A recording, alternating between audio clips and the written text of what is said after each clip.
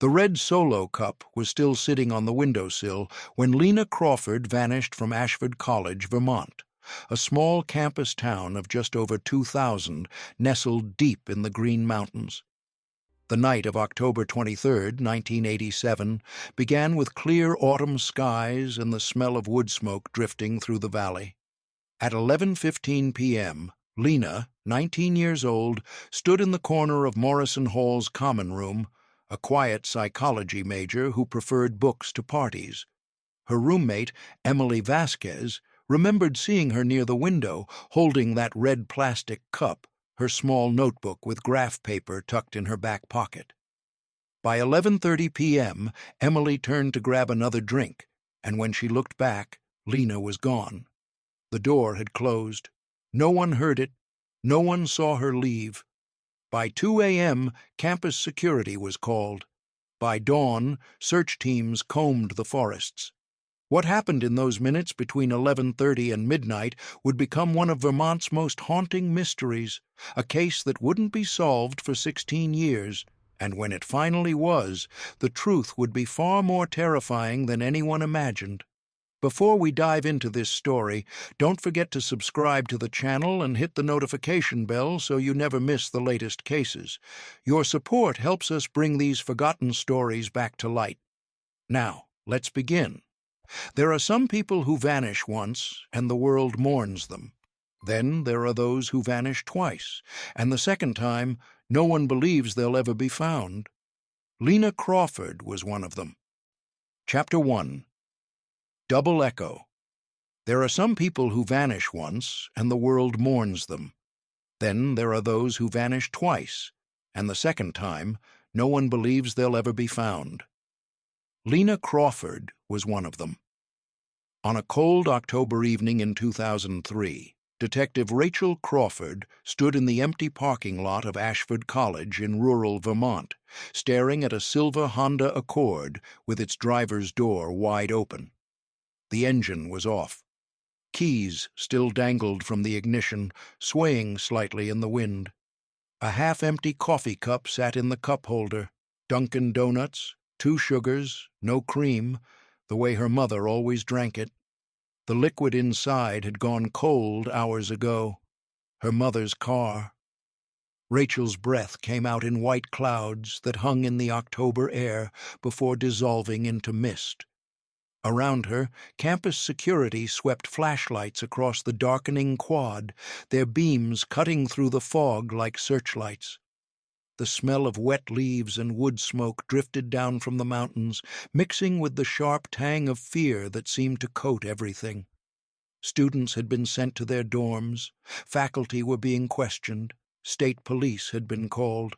But Rachel already knew, deep in her gut, in that place where instinct lives, that this wasn't a misunderstanding. Her mother was gone. Again. 16 years earlier, October 1987. The first time Lena Crawford disappeared, she was 19 years old. It was a Friday night at Ashford College, the kind of crisp New England evening when the air smells like wood smoke and dying leaves.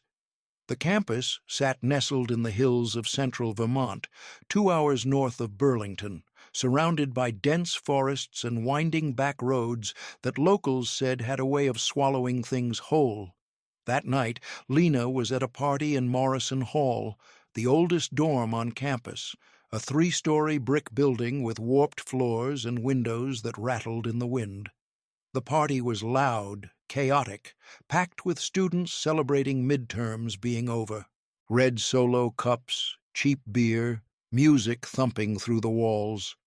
Someone had dragged a stereo into the common room, and the bass shook the old radiators until they clanked in protest.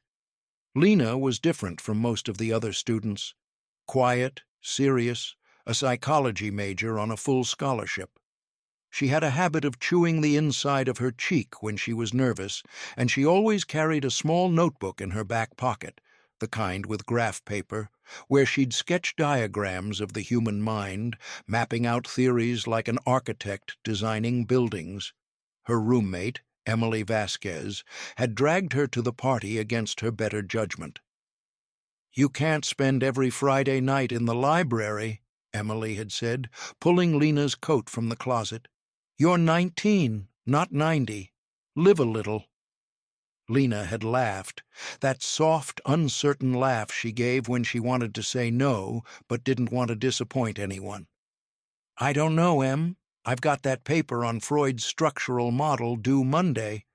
"Which you finished 3 days ago," Emily interrupted. "I saw it on your desk. 5,000 words. Color-coded footnotes. Come on, Lena. Just 1 hour. One beer. Then you can go back to being a genius." So Lena had gone.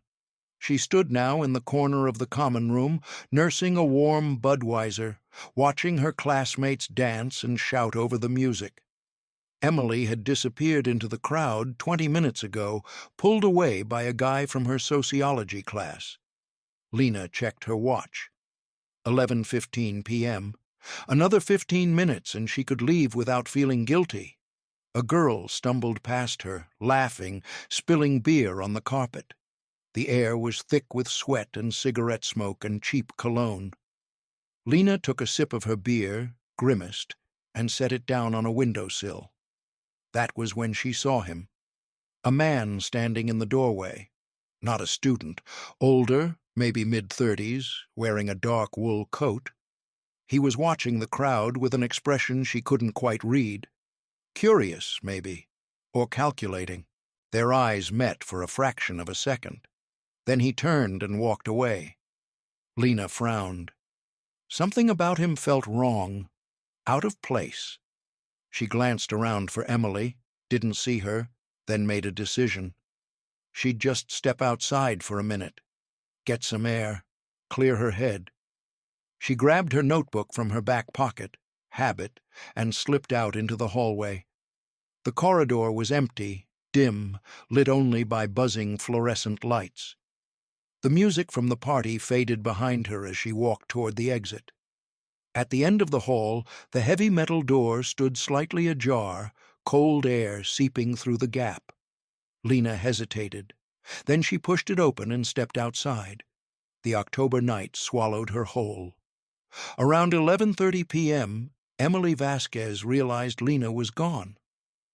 "I turned around to grab another drink," she would later tell police, her voice shaking, tears streaming down her face. "And when I looked back, she was just gone. Her beer was still sitting on the windowsill. She wouldn't just leave without saying goodbye." No one saw Lena leave. No one remembered her saying anything. No one noticed the door closing, the sound swallowed by the music and laughter. Her coat was still hanging on the back of a chair. Her dorm room key was in her jeans pocket. Her wallet, untouched, sat in her backpack upstairs, along with $23 in cash and her student ID. But her notebook, the small one with graph paper, was gone. By 2 a.m., Emily called campus security. By 3 a.m., the police were involved. By dawn, search teams were combing the woods around campus, following trails that led nowhere, calling her name into the silence. For 5 days, Lena Crawford was missing. When they found her, it was 60 miles away in a small town called Briarwood, in an abandoned house on the edge of a state forest. A jogger had noticed the front door hanging open, thought it was strange, and called the sheriff. When deputies arrived, they found Lena inside, curled on a bare mattress in an upstairs room, wearing the same clothes she'd disappeared in. She was dehydrated, her lips cracked, her skin pale. Bruises marked her wrists and arms, dark purple against her skin, but alive. She couldn't remember how she'd gotten there, couldn't remember the last 5 days.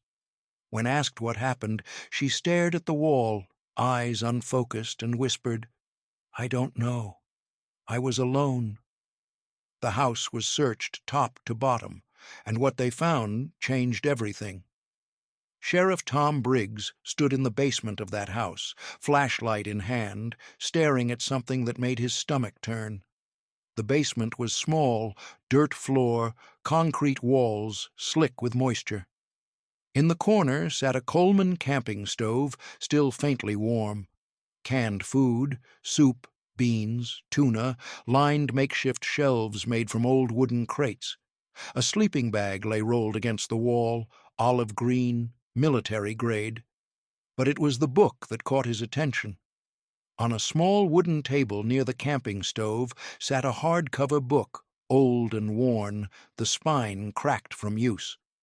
Briggs picked it up carefully, angling his flashlight to read the cover. Critique of Pure Reason by Immanuel Kant. He flipped it open. The margins were filled with handwritten notes in tight, precise script.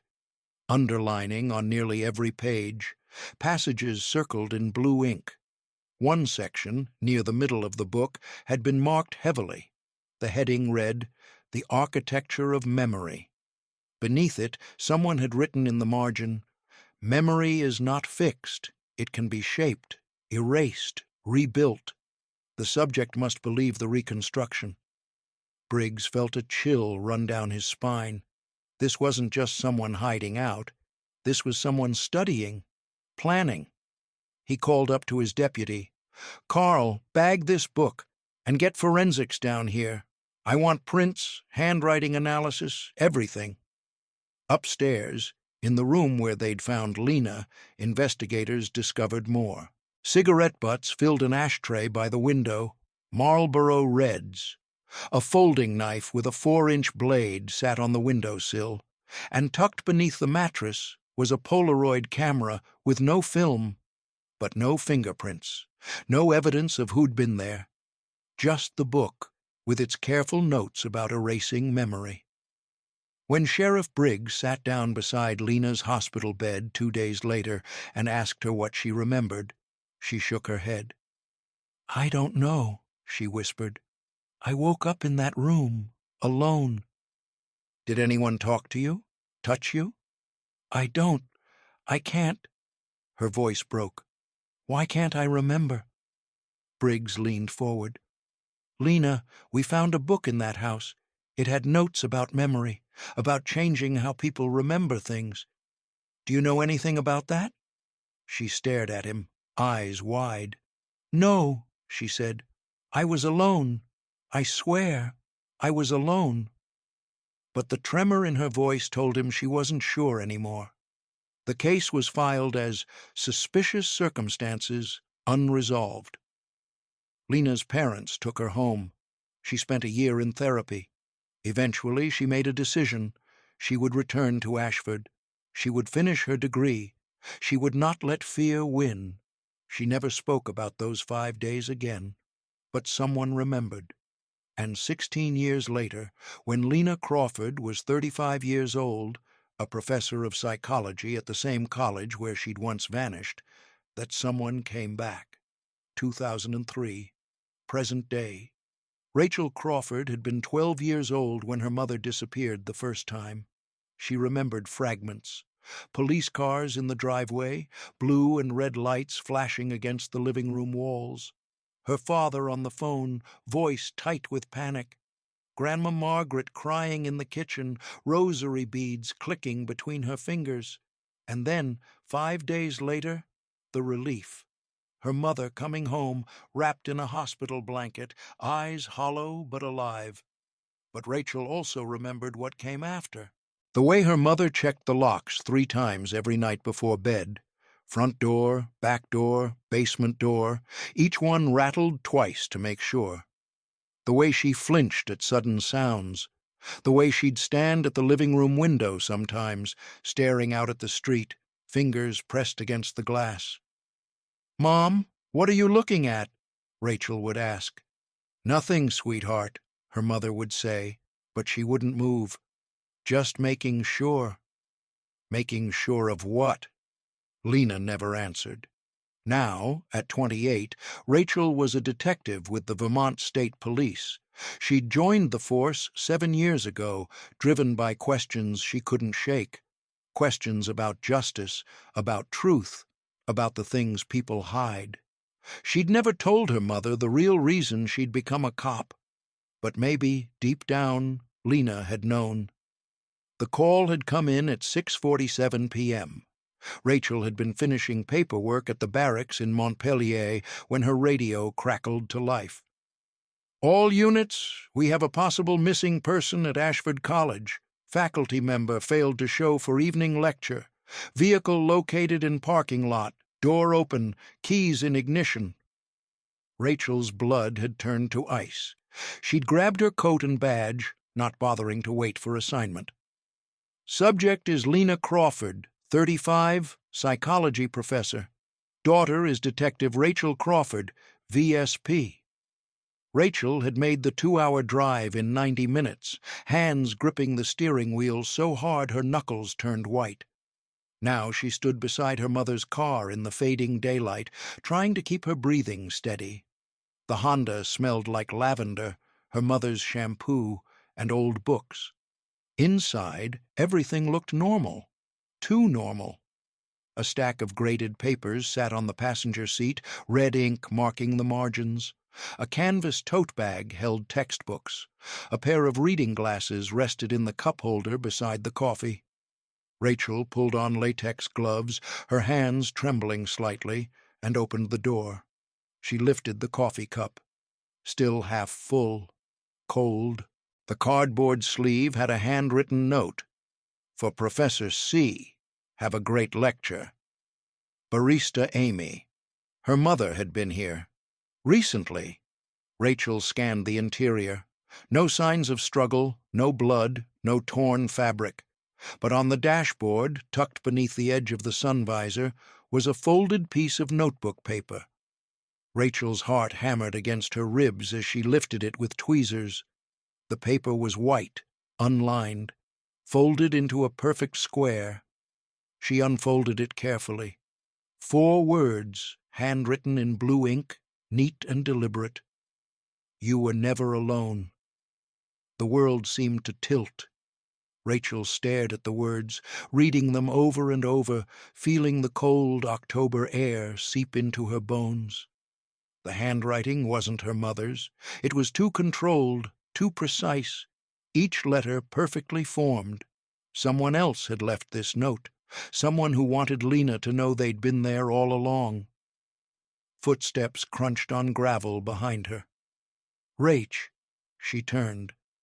Detective Mike Santos stood a few feet away, his expression grim. Santos was in his mid-40s, a 20-year veteran with graying hair and a face that had seen too much. He'd been Rachel's partner for 3 years, and in that time he'd become something like family. "I'm sorry," he said quietly.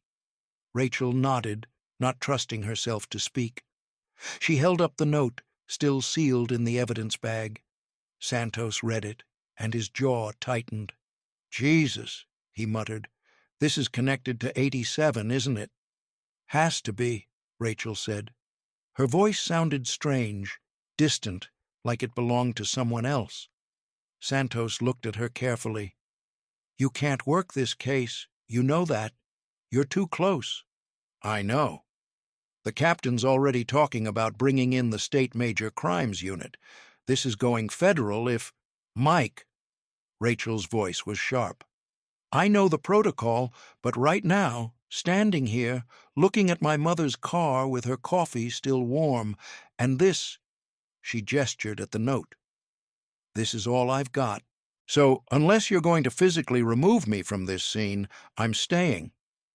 Santos studied her for a long moment. Then he sighed. "All right," he said, "but we do this by the book. No shortcuts, no emotional decisions. Agreed?" "Agreed." "Good, because I'm not losing you too." Rachel felt something crack inside her chest, but she pushed it down. There'd be time to break later. Right now, she needed to think. "The house in Briarwood," she said, "from 1987. Did anyone ever go back there? Follow up?" Santos frowned. "Not that I know of. Case was closed. Lena came home. No suspect, no crime. But there was someone there. The camping gear, the cigarettes, the book." Rachel stopped. "Wait. The book. Kant's Critique of Pure Reason. It was evidence, right? Where is it now?" Santos pulled out his phone. I'll call records. If it was logged, it should still be in storage. Do that, and get a K-9 unit here. Start sweeping the woods. She didn't just vanish. Already on it. Rachel turned back to the car, her mind racing. You were never alone. Someone had been watching her mother for 16 years. Someone who knew about 1987. Someone patient enough to wait. The question was, why now? 1 week later, the search for Lena Crawford consumed Rachel's every waking moment. K-9 units had swept the campus and surrounding woods. Nothing. Helicopters had combed the back roads and state forests. Nothing. Every lead, and there were dozens, fizzled into dead ends. But Rachel kept digging. She'd officially recused herself from the active investigation per department policy. But that didn't stop her from working the case on her own time. Santos kept her updated, fed her information when he could, looked the other way when she pushed boundaries. She spent her nights in her mother's house, searching for answers. The house was small, a 2-bedroom cottage at the edge of Ashford with a view of the mountains.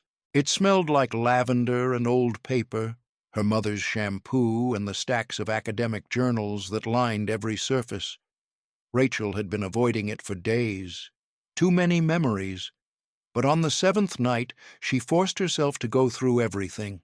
The living room first. Bookshelves filled with psychology texts, Freud, Jung, Piaget, Maslow, framed degrees on the wall, a photo of Rachel's college graduation on the mantel, the kitchen, coffee maker still half full, a mug in the sink, dish towel folded neatly on the counter, the bedroom, bed made with hospital corners, the way her mother always did it, closet organized by color, everything in its place, and then the basement. The basement was small, unfinished, with concrete walls and a single overhead bulb that flickered when Rachel pulled the string. The air was cool and smelled like damp earth and cardboard. Boxes lined the shelves, old holiday decorations, winter clothes, Rachel's childhood toys. Rachel moved through them methodically, checking each one. And then she saw it. Behind a stack of boxes, nearly hidden in shadow, was a false panel in the wall. Rachel's heart pounded as she pulled the boxes aside. The panel was small, maybe 2 feet square, painted the same gray as the concrete. Easy to miss if you weren't looking. She pried it loose with a screwdriver. Inside was a space about the size of a milk crate. And inside that space was a leather-bound journal and a photograph. Rachel lifted the journal first. The leather was worn smooth, the binding cracked. She opened it carefully.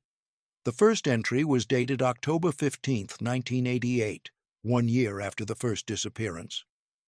I've decided to document everything. If I'm right, he's still out there. If I'm right, he's been watching me all along. I don't know his name yet. I don't know his face. But I know he exists. And if something happens to me again, I need someone to know the truth. Rachel's breath caught. She flipped through the pages, her pulse racing. Photographs taped inside, Polaroids of cars parked outside her mother's office, license plate numbers written in careful block letters, descriptions of men, dark coat, tall, mid-40s, parked outside library, 3:15 p.m., dates, times, locations, all meticulously logged. Her mother hadn't been paranoid. She'd been investigating. On the next page, dated March 1992, I saw him again today, same man from the library last week. He was sitting in a car across from my office, dark blue sedan, Vermont plates. When I walked toward him, he drove away. I'm not imagining this. Rachel kept reading, the journal entries growing more detailed, more frantic. June 1995. I went back to the house in Briarwood. It's still abandoned. I found something in the basement. Cigarette butts, same brand as before. Someone's been there recently. I took photos. December 1998. He knows I'm looking for him. I can feel it. Yesterday I found a book on my office desk, Kant's Critique, the same edition from the house. No note, nothing, just the book, a message. September 2003. I finally have a name. Rachel's hands shook as she turned the page, but the next entry wasn't text. It was a photograph, a faculty photo torn from what looked like an old college yearbook, black and white, slightly faded. A man in his 30s, wearing a suit and tie, standing in front of a classroom. Dark hair, thin face, eyes that looked directly at the camera with an unsettling intensity. Beneath the photo, her mother had written in red marker, Thomas Werner, Philosophy Department, 1985-2003. And beneath that, in smaller letters, The Man Who Took Me. Rachel stared at the photo, her heart hammering. Then she grabbed her phone and called Santos. He answered on the second ring. I found him, Rachel said. I know who took her. Chapter 2. The Architect of Shadows. Thomas Werner's personnel file arrived at 2:47 a.m. Rachel sat in the conference room at Vermont State Police Headquarters, surrounded by empty coffee cups and the blue glow of her laptop screen. Santos had gone home hours ago, reluctantly, after Rachel promised she'd get some sleep. She'd lied. Sleep wasn't possible. Not with her mother missing. Not with that photograph burned into her mind. Werner's face staring back at her, calm and calculating, like he'd known someday someone would come looking. The file was thin. Too thin for a man who'd worked at Ashford College for 18 years. Rachel clicked through the digital scan, her eyes burning from exhaustion. Thomas Arthur Werner, born April 3, 1945 in Portland, Maine. Ph.D. in philosophy from Boston University, 1972. Dissertation: The Malleability of Human Memory and the Construction of Subjective Reality. Rachel's stomach turned. His dissertation was about memory, about how it could be changed, manipulated, rebuilt, just like the notes in the margins of the Kant book. She kept reading. Employment: Ashford College, Department of Philosophy, 1985-2003. Courses taught: Ethics, Epistemology, Philosophy of Mind, the study of consciousness, Perception, Memory. Rachel clicked to the next page, a scanned photocopy of an old faculty newsletter from 1986. Werner's face stared out from a small black-and-white photo, the same one from her mother's yearbook, but clearer. He stood in a classroom, mid-lecture, chalk in hand, writing something on a blackboard behind him. Rachel zoomed in on the photo. The left side of his face bore a faint scar, a thin white line that ran from his temple to his jaw. Not enough to be disfiguring, but noticeable, distinctive. She'd seen that scar before. Where? Rachel closed her eyes, trying to place it. A memory flickered, something from childhood. Her mother's office at Ashford, visiting after school. A man walking past them in the hallway, his face turned away, but that scar catching the light. The memory vanished before she could grab it. Rachel opened her eyes and kept scrolling. Reason for departure. Voluntary resignation, May 2003. No disciplinary action. Retirement cited. Retirement at 58. Early, but not unheard of, except her mother had started asking questions in 2003, and Werner had left right after. Rachel pulled up the next document. Werner's last known address, filed with the college's HR department in 2003. 421 Birch Lane, Burlington, Vermont. Santos had already checked it. The house had been sold in 2004. New owners, a young family, had no knowledge of Werner, no forwarding address on file. He'd vanished, just like her mother. Rachel leaned back in her chair, rubbing her eyes. The fluorescent lights overhead buzzed softly, the only sound in the empty building. Her phone buzzed. A text from Santos. Go home, sleep. We'll pick this up at 0800. Rachel typed back, can't sleep. Meet me at the Briarwood house. 1 hour. A long pause. Then, Jesus, Rach. Fine. Bring coffee. The drive to Briarwood took 90 minutes in the pre-dawn darkness. Rachel drove with the windows cracked, cold October air rushing in to keep her awake. The mountains rose on either side of the highway, black silhouettes against the faint purple glow of approaching dawn.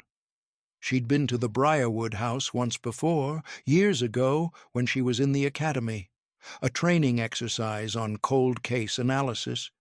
The house had been used as an example, an unsolved mystery, evidence collected but never acted on. She'd never told anyone the victim was her mother. Now, as she turned off the highway onto a narrow dirt road, the forest closing in on both sides, she felt the weight of 16 years pressing down on her. The house appeared through the trees like something out of a nightmare. 2 stories, white paint peeling in long strips, windows dark and empty. The front porch sagged in the middle, boards rotted through. Vines crawled up the walls, choking the gutters. Santos's truck was already parked in the overgrown driveway. Rachel killed the engine and stepped out into the cold morning air. The smell hit her immediately. Wet leaves, rotting wood, and something else. Something stale and old, like decay. Santos stood on the porch, flashlight in hand, his breath visible in the cold. "You look like hell," he said. "Thanks. I mean it. When's the last time you ate?" Rachel ignored the question. "You bring the ground-penetrating radar?" Santos gestured to a large black case sitting on the porch. "Got it from the forensics team. They weren't happy about lending it out at 4 a.m. They'll get over it." Rachel climbed the porch steps, the wood creaking under her weight. The front door hung ajar, just like it had 16 years ago when the jogger found her mother inside. She pushed it open. The smell was worse inside. The house had been abandoned for decades, used occasionally by squatters and teenagers looking for a place to party. Empty beer cans littered the floor. Graffiti covered the walls, names, dates, crude drawings. But beneath it all, Rachel could see the bones of what it had been. A family home, once, someone's life. And then, for 5 days in 1987, a prison. "Where do you want to start?" Santos asked, setting down the radar case. "Basement," Rachel said. "That's where they found the camping gear. The book. You think there's more?" "I think a man who studies the architecture of memory wouldn't leave evidence sitting out in the open unless he wanted it found." Santos frowned. "You're saying the camping gear was a plant?" "I'm saying it was a message. He wanted people to know someone had been here. But the real evidence? That's hidden." The basement stairs were steep and narrow, the wood soft with rot. Rachel descended carefully, flashlight cutting through the darkness. The basement was exactly as she remembered from the case photos: small, dirt floor, concrete walls, slick with moisture. The camping stove and sleeping bag were long gone, taken as evidence, and eventually discarded when the case went cold. But the space itself remained. Rachel swept her flashlight across the walls, looking for anything out of place. The beam caught on something in the far corner, a section of wall that looked newer than the rest, the concrete smoother, less weathered. "There," she said, pointing. Santos moved closer, running his hand over the wall. "This has been patched. Recently, too. Last 10, 15 years, maybe." Rachel felt her pulse quicken. "Set up the radar." It took 20 minutes to assemble the ground-penetrating radar unit and calibrate it. The device looked like a lawnmower, with a rectangular sensor array that Santos pushed slowly across the basement floor. Rachel watched the monitor, her heart pounding. For the first few passes, nothing. Just soil, rock, the normal underground structure. Then the sensor passed over the area beneath the patched wall. The monitor lit up. "Jesus," Santos muttered. On the screen, clear as day, was a void. A hollow space beneath the basement floor, roughly 8 feet by 10 feet, about 6 feet down. A room, hidden under the basement. Rachel's hands shook as she grabbed her phone and dialed the forensics team. "This is Detective Crawford. I need an excavation unit at the Briarwood location. Immediately." The excavation took 6 hours. By noon, the basement was filled with people. Forensic technicians, state police investigators, a medical examiner on standby. Floodlights had been set up, powered by a portable generator that hummed steadily in the background. Rachel stood at the edge of the excavation pit, watching as the team carefully removed layers of dirt and broken concrete. The hidden room was real. At 4 feet down, they hit the ceiling, a concrete slab reinforced with rebar. It took another hour to break through. When the first technician descended into the space below, the room went silent. "Oh, my God," the technician whispered. Rachel couldn't wait. She climbed down the ladder into the hidden room, Santos right behind her. The space was small, maybe 10 by 12 feet, with concrete walls and a low ceiling. The air was stale, thick with dust, but it was what lined the walls that made Rachel's blood run cold. Photographs, hundreds of them, taped to the walls in neat rows, organized by date. Polaroids, mostly, faded with age, but still clear enough to see. And every single one was of her mother. Rachel stepped closer, her flashlight trembling in her hand. The first row of photos was dated 1988. Her mother leaving her apartment, her mother walking across campus, her mother sitting in a coffee shop reading a book. The next row, 1990. Her mother at a grocery store, her mother getting into her car, her mother standing at her office window, year after year after year, 16 years of surveillance, meticulously documented. "He never stopped watching her," Rachel whispered. Santos stood beside her, his face pale. "This is... Jesus, Rach. This is obsession." Rachel moved along the wall, her eyes scanning the photographs. In some, her mother looked happy, smiling, laughing with colleagues. In others, she looked tired, worn down, always glancing over her shoulder. And in the corner of each photo, written in small, precise handwriting, was a date and a note. October 12, 1988. Subject unaware, memory stable. March 3, 1992. Subject shows signs of recall, monitoring intensified. June 18, 1995. Subject returned to Briarwood House. Intervention required. Rachel's stomach churned. Werner had been watching her mother's every move, tracking her attempts to remember, to investigate. And when she got too close, he'd intervened. But it was the last section of photos that made Rachel's knees weak. The photos from 2003.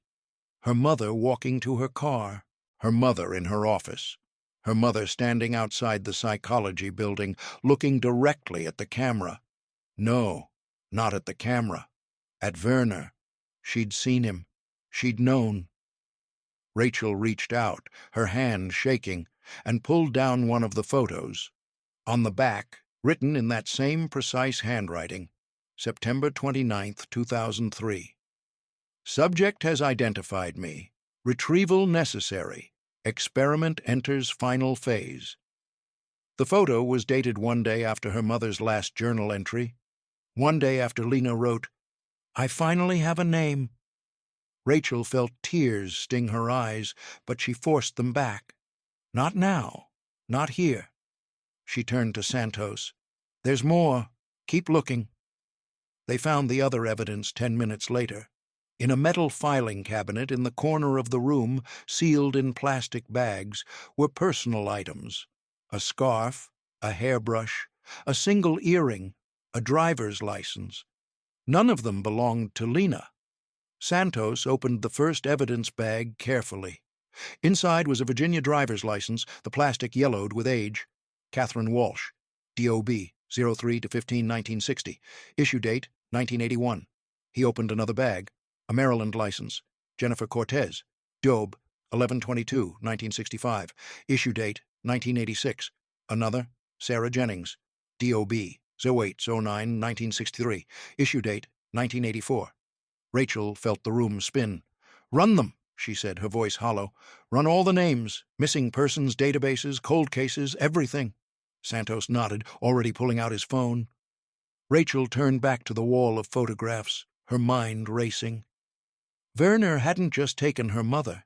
He'd done this before, and he'd been doing it for decades. But it was the last item they found that changed everything.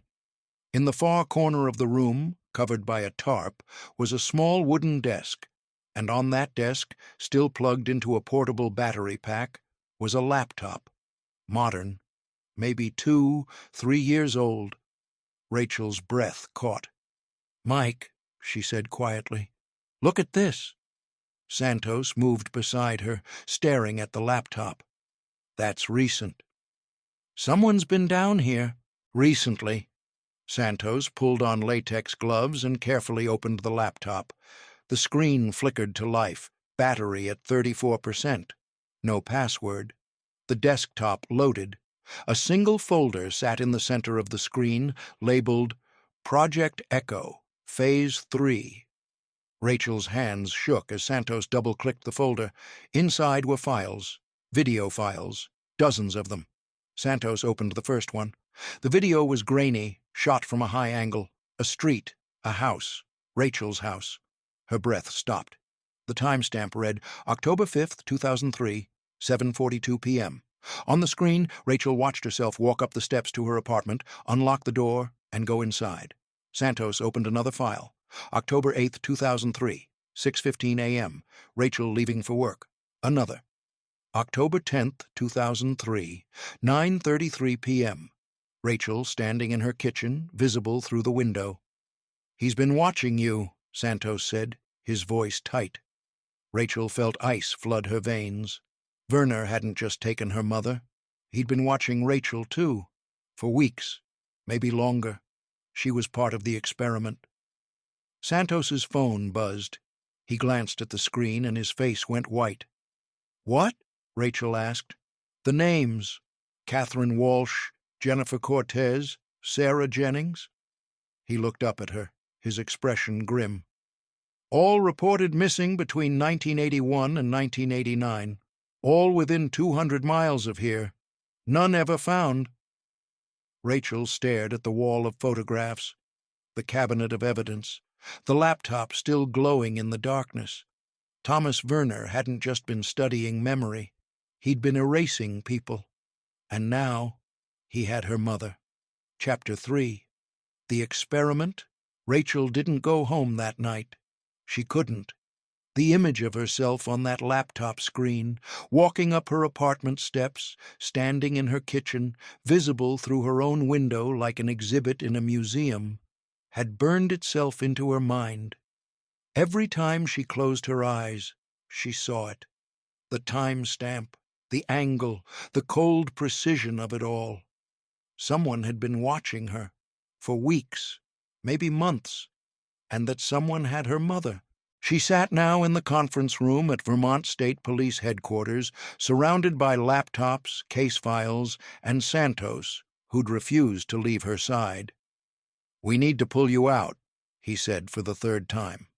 "Put you in protective custody until we find him." "No." "Rachel, he wants me to run, Mike. Don't you see? That's part of it. Part of the experiment." She gestured at the laptop they'd recovered from the hidden room, now connected to the forensic team's server. "He's been studying my mother for 16 years, watching her, documenting her. And now he's doing the same to me." Santos leaned forward, his face drawn with exhaustion. "Then let's use that. Set a trap. Put you under surveillance. Wait for him to make contact. He's too smart for that." Rachel pulled up one of the video files again, her stomach churning as she watched herself unlock her apartment door. "Look at the angles. These aren't surveillance cameras. These are handheld. He was there, Mike, standing across the street, maybe 30 feet away. And I never saw him. Jesus. Rachel closed the file and opened the next folder on the laptop. Research notes. Inside were dozens of text documents, each one dated and numbered. She clicked on the most recent one. October 11th, 2003. Subject R, secondary, day 23. Subject R demonstrates similar behavioral patterns to Subject L, primary. High intelligence, strong sense of justice, methodical approach to problem solving. Initial surveillance suggests she has inherited Subject L's investigative tendencies, possibly as learned behavior from childhood trauma, 1987 incident. Hypothesis. If Subject L is removed from environment, Subject R will attempt to locate her, thereby replicating the original experiment under controlled conditions. This will allow me to observe whether the mother-daughter bond creates unique cognitive patterns in memory reconstruction and trauma response. Phase 3 begins October 13th. Retrieval scheduled for October 12, 1847. Rachel's hands shook. October 12th, the day her mother vanished. 1847, 6:47 p.m., the exact time her mother's car was found abandoned. Werner had planned it down to the minute. She kept reading. Note, Subject R has entered law enforcement, a statistically predictable outcome given childhood exposure to investigation protocol. This enhances the experiment. She will not abandon the search. She will follow the breadcrumbs I've left. And in doing so, she will become part of the study. Question. Can trauma be inherited? Can the architecture of memory be passed from mother to daughter through shared experience rather than genetics? I intend to find out. Rachel felt bile rise in her throat. She wasn't just investigating her mother's disappearance. She was the experiment. Santos read over her shoulder, his jaw tight. This guy's insane. No, Rachel said quietly. He's methodical, clinical. He sees people as data points.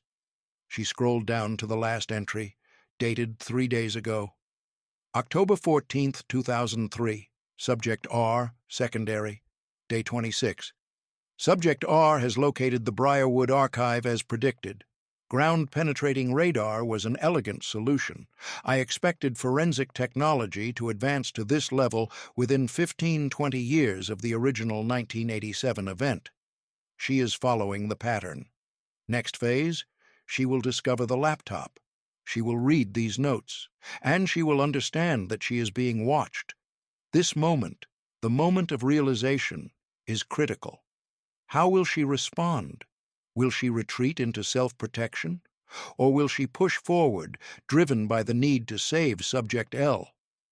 Observation continues. Final data collection begins when Subject R arrives at the coordinates. Rachel stopped breathing. Coordinates. She scrolled frantically through the files, looking for, there, a document labeled Phase 3, Location Protocol. She opened it. Inside was a single line of text, 449237 degree N, 72.0881 degranda W GPS coordinates. Santos was already typing them into his phone. That's northern Vermont, near the Canadian border, middle of nowhere. Rachel stared at the numbers, her heart pounding. Werner was telling her where he was. He wanted her to come. The FBI arrived 2 hours later. Special Agent Claire Donovan was a woman in her late 40s with sharp eyes and a no-nonsense demeanor. She'd driven up from Boston with a team of 6 agents, and within 30 minutes, she'd taken over the conference room. This is now a federal investigation, she said, spreading a map across the table. Serial kidnapping across state lines, multiple victims, decades-long pattern. We're issuing a BOLO for Thomas Werner, activating Border Patrol, and coordinating with Canadian authorities. Rachel stood at the edge of the room, arms crossed. He's at those coordinates. I know he is. Donovan glanced at her. Detective Crawford, I understand this is personal, but he left them for me. He wants me to find him. Which is exactly why you're not going anywhere near that location. Donovan's voice was firm. You're a target. He's been surveilling you. For all we know, this is a trap designed to lure you in. Then let it be a trap, Rachel said. Put a wire on me. Surround the place with tactical teams. But I'm going. Absolutely not. Santos stepped forward. Agent Donovan, with respect, Detective Crawford knows this case better than anyone. She's been tracking Werner through her mother's research for the past week. If he's expecting her, and someone else shows up, he'll disappear, Rachel finished. He's done it before. He left Ashford in 2003 with no trace. He's been off-grid for years. If we don't take this opportunity— Donovan held up a hand. I'll consider it. But first, we're sending a reconnaissance team to those coordinates. Drones, thermal imaging, the works. We confirm he's there before anyone goes in. Understood? Rachel nodded, though every instinct screamed at her to get in her car and drive north right now. Good, Donovan said. Recon team deploys at Oro 600. Until then, Detective, you're staying here under protection. The coordinates led to a location 90 miles north of Ashford, deep in the Northeast Kingdom, a remote, sparsely populated region of Vermont near the Canadian border. By dawn, the FBI had deployed 2 drones equipped with thermal imaging cameras. Rachel sat in the mobile command center, a converted RV parked 5 miles from the target coordinates, watching the live feed on a bank of monitors. The location was a small cabin, barely visible through the dense forest. 1 story, maybe 800 square feet, with a rusted metal roof and a stone chimney. A dirt road led to it, overgrown with weeds. No vehicles in sight. But the thermal imaging showed something. 2 heat signatures inside the cabin, 1 in the main room, stationary, 1 in what looked like a smaller room, maybe a bedroom, barely moving. Rachel's breath caught. That's her. That's my mother. Donovan stood beside her, studying the monitors. We can't confirm identity from thermal imaging. 2 people, 1 restrained. It fits the pattern. It could also be a decoy. He knows we're coming. Rachel turned to face her. Then let me go in. If it's a trap, I'm the bait he wants. Use me. Donovan was silent for a long moment. Then she nodded. All right, but we do this my way. You wear a wire, a GPS tracker, and a body camera. Tactical teams surround the perimeter. You make contact, confirm your mother's location, and we move in. You do not engage Werner alone. Understood? Understood. An hour later, Rachel stood at the edge of the forest, staring down the overgrown dirt road that led to the cabin. She was wired head to toe, microphone clipped to her collar, camera mounted on her chest, GPS tracker in her boot. An FBI tactical team was positioned in the woods around the cabin, invisible but ready. Santos stood beside her, his face grim. You don't have to do this, he said quietly. Yeah, I do. If anything goes wrong, it won't. Rachel's voice was steadier than she felt. You'll be listening the whole time, and if he tries anything, your team moves in. Santos nodded, but his eyes were worried. Bring her home, Rach. Rachel started down the road. The cabin looked even more decrepit up close. The windows were dark, covered from the inside with heavy curtains. The front door was solid wood, weathered and cracked. Smoke rose from the chimney, thin, gray, almost invisible against the overcast sky. Someone was home. Rachel's heart hammered as she climbed the 3 wooden steps to the porch. The boards creaked under her weight. She knocked. Silence. She knocked again, louder. Thomas Werner, this is Detective Rachel Crawford, Vermont State Police. Open the door. For a moment, nothing. Then, from inside, a voice, calm, measured, almost pleasant. Come in, Detective. The door is unlocked. Rachel's hand trembled as she reached for the doorknob. In her ear, Donovan's voice crackled through the hidden earpiece. "We're in position. You're clear to enter." Rachel turned the knob and pushed the door open. The interior of the cabin was dimly lit by a single kerosene lamp. The main room was small, sparsely furnished, a wooden table, 2 chairs, a cot in the corner. A fire burned in the stone fireplace, casting flickering shadows across the walls, and sitting at the table, hands folded calmly in front of him, was Thomas Verner. He looked older than in the photographs, mid-50s now, hair graying at the temples. The scar on his face was more prominent in person, a thin white line that caught the lamplight. He wore a simple flannel shirt and jeans, like a man who'd been living off-grid for years. His eyes, sharp, intelligent, utterly calm, fixed on Rachel. "Detective Crawford," he said, "you're right on schedule." Rachel's hand moved instinctively to her service weapon, though she didn't draw it. "Where's my mother?" Verner gestured to a closed door on the far side of the room. "She's resting. 16 years is a long time to wait for resolution, don't you think?" Rachel's pulse roared in her ears. "I'm placing you under arrest for kidnapping, unlawful imprisonment." "I know why you're here." Verner's voice was infuriatingly calm. "And I'm prepared to cooperate. But first, I'd like to explain." "I don't need your explanation. I need you on the ground, hands behind your back." Verner didn't move. "Your mother is alive and unharmed, but she's fragile. 16 years of isolation has altered her cognitive patterns significantly. If you want her to recognize you, to remember you, you'll need to understand what I've done, and why." Rachel's finger twitched near her holster. In her ear, Donovan's voice. "Stall him? We're moving into position." "Fine," Rachel said, her voice tight. "Talk." Verner leaned back in his chair, as if settling in for a lecture. "In 1987, I began an experiment," he said. "The question was simple. Can memory be erased and reconstructed? Can a person be made to forget trauma, to believe a different reality? Your mother was my first successful subject." Rachel's stomach turned. "You kidnapped her. You tortured her." "I studied her," Verner corrected.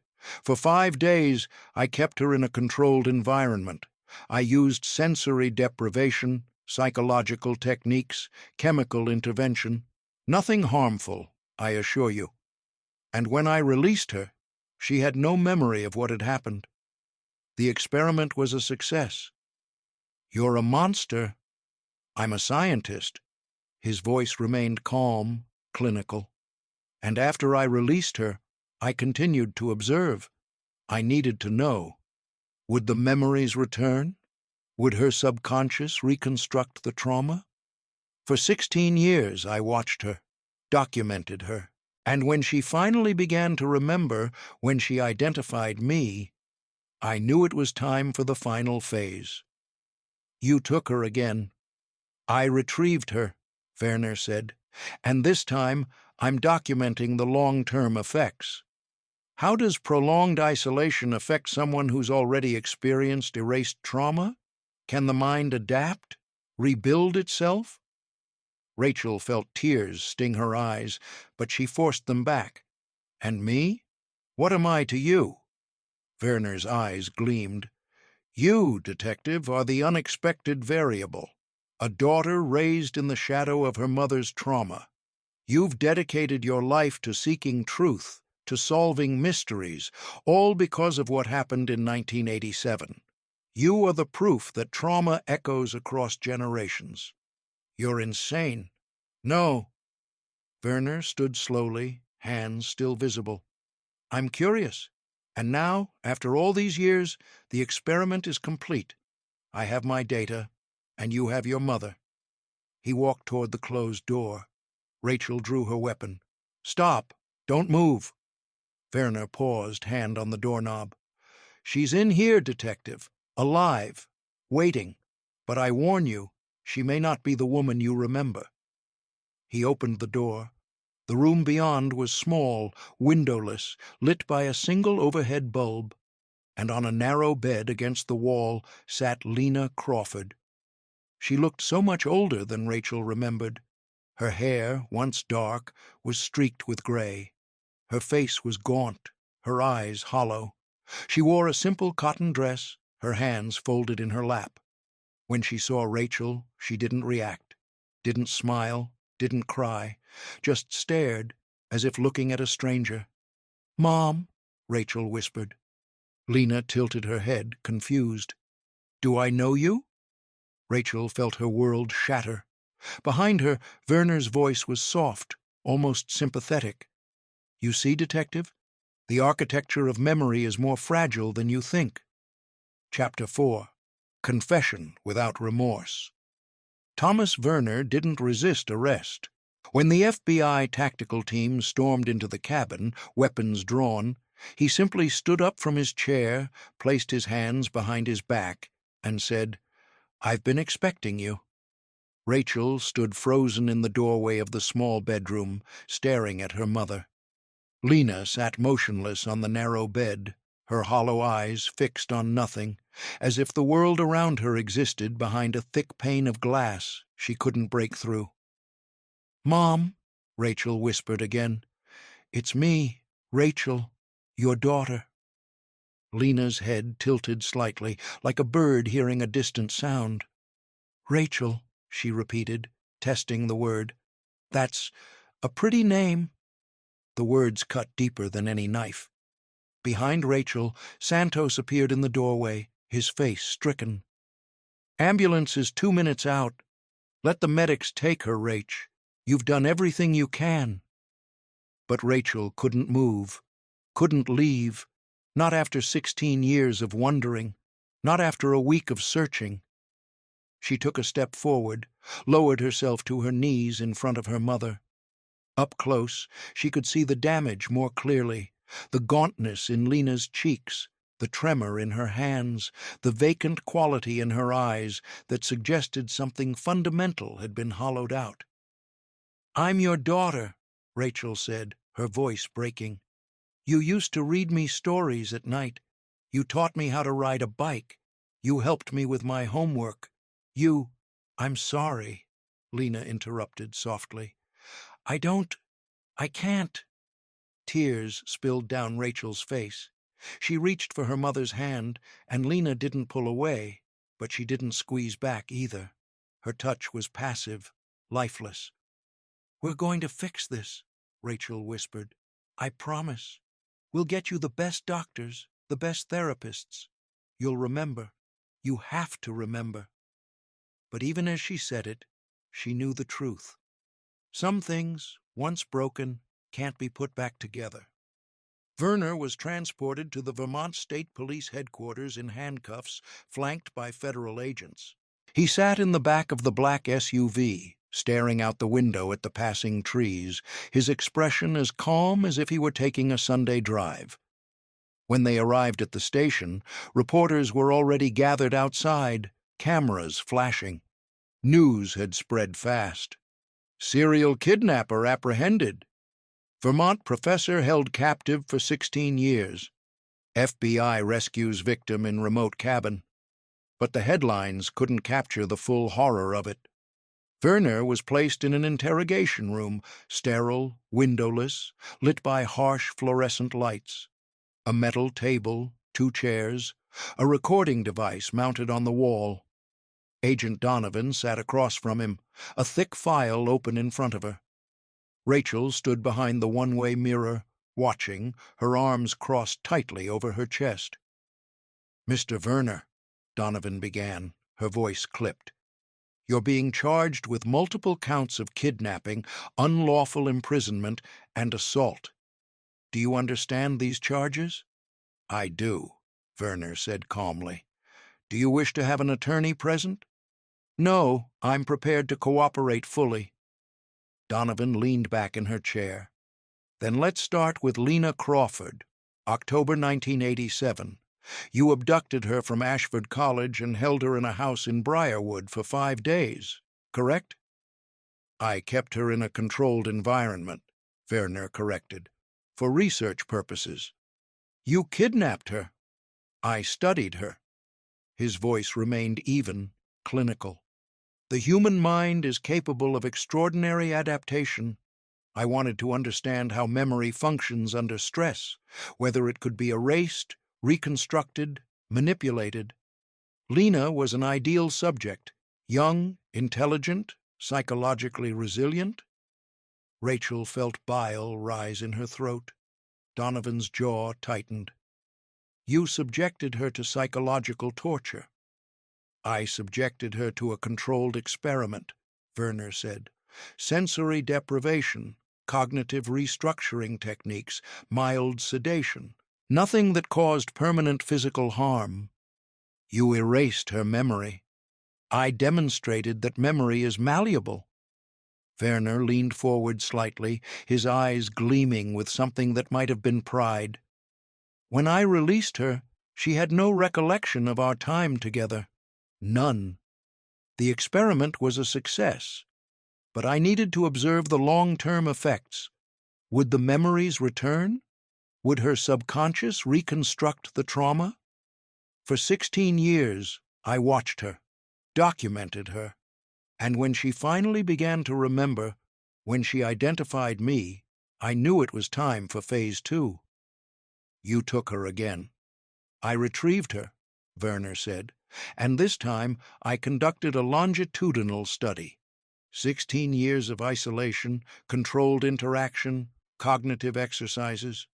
I wanted to see how prolonged captivity would affect someone who'd already experienced memory erasure. Would her mind adapt, fragment, rebuild itself? Donovan slammed her hand on the table. You're talking about a human being like she's a lab rat. She is a data point, Werner said, his voice infuriatingly calm. As are we all. Every choice we make, every memory we form, it's data. I simply chose to study it more closely. Behind the mirror, Rachel's hands curled into fists. Donovan opened the file in front of her. Catherine Walsh, Jennifer Cortez, Sarah Jennings, 3 women, all reported missing between 1981 and 1989. We found their belongings in your hidden archive. What did you do to them? Werner's expression didn't change. They were preliminary studies. Before Lena, I needed to refine my methods. Catherine was my first attempt, unsuccessful. She resisted cognitive restructuring, became violent. I had to terminate the experiment early. You killed her. She died as a result of complications during the study, Werner said, as if discussing a failed chemistry experiment. Jennifer and Sarah were similar cases. Their minds weren't resilient enough. The process damaged them irreparably. Where are their bodies? I documented the locations in my research notes. You'll find them in the archive. Donovan stared at him, her face pale with rage and disbelief. You're a monster. I'm a scientist, Werner said, and my work will be studied for decades. The malleability of memory, the architecture of consciousness. These are questions that have plagued philosophers and psychologists for centuries. I simply found a way to answer them. Rachel couldn't listen anymore. She turned and walked out of the observation room, her heart pounding, her vision blurred with tears. Santos followed her into the hallway. He's insane. No, Rachel said quietly. He's not. That's what makes it worse. He knows exactly what he did, and he doesn't care. Lena was taken to Dartmouth Hitchcock Medical Center, the closest facility with a psychiatric unit equipped to handle her case. Rachel sat in the waiting room for hours, drinking bad coffee from a vending machine, staring at the pale green walls. Doctors came and went, their expressions grim. Neurologists, psychiatrists, trauma specialists. Finally, a woman in her 50s with kind eyes and graying hair approached. Dr. Ellen Morris, head of psychiatry. Detective Crawford, she said gently, I've examined your mother. Rachel stood. Is she going to be okay? Dr. Morris hesitated. Physically, she's stable, malnourished, dehydrated, but nothing we can't treat. Psychologically, she paused, your mother has experienced profound trauma. 16 years of isolation, sensory deprivation, and what appears to be systematic psychological conditioning. Her memory has been severely compromised. But she can recover, right? With therapy, medication. Detective, Dr. Morris said carefully, your mother may never fully remember who she was before. The neural pathways associated with long-term memory have been damaged, not physically, but psychologically. It's as if her mind has built walls to protect itself from the trauma. Breaking through those walls, it may not be possible. Rachel felt the floor tilt beneath her. So she'll never remember me. I didn't say that. Dr. Morris placed a hand on Rachel's shoulder. Memory is complex. Sometimes fragments come back. A smell, a sound, a feeling. It's not the same as full recall, but it's something. She may never remember the events of the past 16 years, but emotional memory, the love you shared, the bond you had, that can sometimes survive when everything else is gone. Can I see her? Of course. Lena's hospital room was small and sterile. She sat propped up in bed, an IV in her arm, staring out the window at the darkening sky. Rachel stepped inside quietly. Mom? Lena turned her head. For a moment there was nothing, no recognition, no spark. But then something flickered in her eyes, something uncertain. You came back, Lena said softly. Rachel's breath caught. I'll always come back. Lena looked down at her hands, folded in her lap. I don't remember you, but when you're here, I feel safer. It wasn't much, but it was something. Rachel pulled a chair close to the bed and sat down. That's okay. We'll figure it out together. They sat in silence for a long time, the only sound the quiet beeping of the heart monitor. Finally, Lena spoke. There's something I need to tell you. Rachel leaned forward. What is it? I kept a journal, Lena said, while I was there, in the cabin. He didn't know. I hid it under the floorboards in the bedroom. I wrote down everything I could remember. About him. About before. Rachel's pulse quickened. A journal? I don't know if it's still there, Lena whispered. But if it is, maybe it can help. The FBI found the journal 3 days later, exactly where Lena said it would be, hidden beneath a loose floorboard in the cabin bedroom, wrapped in a plastic bag. It was a small notebook, the kind you'd buy at a drugstore. The cover was worn, the pages filled with cramped, shaky handwriting. Rachel read it alone, sitting in her apartment late at night, a glass of untouched whiskey beside her. January 5th, 2004. I don't know how long I've been here. He says it's been 3 months, but I can't be sure. Time doesn't work the same way when you're alone. He comes once a day to bring food. He asks me questions about my memories, about my childhood, about Rachel. He wants to know if I remember 1987. I lie and tell him I don't. But I do. I remember everything. Rachel's hands shook as she turned the page. March 12th, 2005. He's patient, too patient. He doesn't hurt me physically, which somehow makes it worse. He talks to me like I'm a research subject, not a person. He tells me about his theories, about memory and consciousness. He thinks I'll eventually forget who I am. But I won't. I hold on to Rachel. I think about her every day. I imagine her face, her voice. I imagine her finding me. August 19th, 2008. Some days I can't remember what Rachel looks like. That terrifies me more than anything. I write her name over and over to make sure I don't forget. Rachel, Rachel, Rachel. June 3rd, 2012. I think I'm losing myself. The walls are closing in, and I can't tell anymore what's real and what I've imagined. But I know one thing. I had a daughter. Her name is Rachel, and she's looking for me.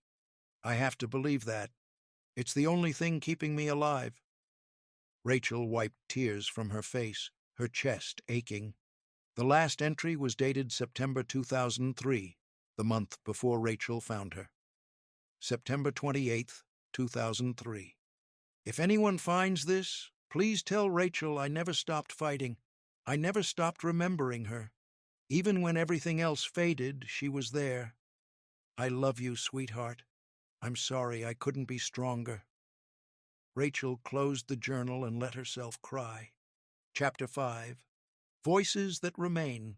The trial of Thomas Werner began 6 months later, in February 2004. The courthouse in Burlington was packed. Reporters, victims' families, legal experts, psychology professors who wanted to witness the case that would redefine criminal psychology for years to come. Werner sat at the defense table, dressed in a simple suit, his expression as calm as ever. He'd refused a plea deal, refused to show remorse. His attorney argued diminished capacity, but the prosecution's case was airtight. 3 counts of murder, 1 count of kidnapping, 16 years of unlawful imprisonment. Rachel sat in the gallery, Santos beside her. Her mother wasn't there. Dr. Morris had advised against it, fearing it would re-traumatize her. The prosecution called witness after witness, FBI agents who'd excavated the hidden room, forensic psychologists who'd analyzed Werner's research notes, family members of Catherine Walsh, Jennifer Cortez, and Sarah Jennings, who wept as they testified about the daughters, sisters, and mothers they'd lost. And then, on the 4th day of the trial, Werner took the stand. The courtroom fell silent. "Mr. Werner," the prosecutor began, "do you deny that you kidnapped and imprisoned Lena Crawford for 16 years? "I do not deny it," Werner said calmly. "Do you deny that you killed Catherine Walsh, Jennifer Cortez, and Sarah Jennings?" "I do not deny it." The prosecutor paused. "Then why did you do it?" Werner leaned forward slightly, his eyes scanning the courtroom. "Because I wanted to understand. Memory is the foundation of identity. Without it, we are nothing. I wanted to know if identity could be erased, rebuilt, controlled, and I proved that it could. You destroyed lives." "I conducted research," Werner said, "research that will change our understanding of the human mind." "You're a murderer." "I'm a scientist." The prosecutor stared at him, her expression a mixture of disgust and disbelief. "You feel no remorse." "Remorse is an emotional response," Werner said. "I operate from a place of logic, not emotion. What I did was necessary to advance human knowledge." The courtroom erupted. The judge banged her gavel, calling for order. Rachel sat frozen, her hands clenched in her lap. Santos leaned over and whispered, "He's going to spend the rest of his life in prison, Rach." "That's something." But it didn't feel like enough. The jury deliberated for 3 hours. Guilty on all counts. The judge sentenced Werner to life in prison without the possibility of parole. As he was led out of the courtroom in handcuffs, Werner turned and looked directly at Rachel. "Your mother was right," he said quietly. "You are remarkable, just like her." Then he was gone. 1 year later, October 2004. Rachel stood outside her mother's new apartment in Burlington, a small 1-bedroom with large windows that let in plenty of light. Lena had been released from the psychiatric facility 6 months ago, deemed stable enough to live independently with regular therapy and medication. Rachel visited twice a week. She knocked, and a moment later, the door opened. Lena stood there, dressed in jeans and a sweater, her hair clean and neatly combed. She looked healthier than she had a year ago, color in her cheeks, steadiness in her movements, but her eyes were still distant. "Hi," Lena said, her voice soft. "Hi, Mom." Lena hesitated, then stepped aside. "Come in." The apartment was simple but comfortable. Books lined the shelves, psychology texts, memoirs, novels. A desk sat by the window, covered in papers. "You're still writing," Rachel said, gesturing at the desk. Lena nodded. "Dr. Morris suggested I keep a journal. She says it helps with memory recovery." "Is it working?" Lena shrugged. "Sometimes I remember things, small things, a song, a feeling, but it's like trying to hold on to smoke." Rachel sat down on the couch. Lena joined her, leaving a careful distance between them. "There's something I want to show you," Lena said. She picked up a notebook from the coffee table and handed it to Rachel. Rachel opened it. The pages were filled with sketches, diagrams of the human mind, maps of neural pathways, notes about memory and consciousness. Lena's old work, the kind she used to do before 1987. But on the last page was something different. A single name, written over and over in different handwriting styles, as if Lena had been practicing. Rachel, Rachel, Rachel. "I'm trying to remember," Lena said quietly. "I don't know if I ever will. But Dr. Morris says that emotional memory can survive even when explicit memory doesn't. And when I write your name, I feel something, like there's a door inside me that's locked, and you're on the other side." Rachel's throat tightened. "We'll keep trying, however long it takes." Lena looked at her, and for the first time in a year, something like a smile touched her lips. "You've been very patient with me. I don't know why, but thank you." "I'm your daughter," Rachel said. "That's what we do."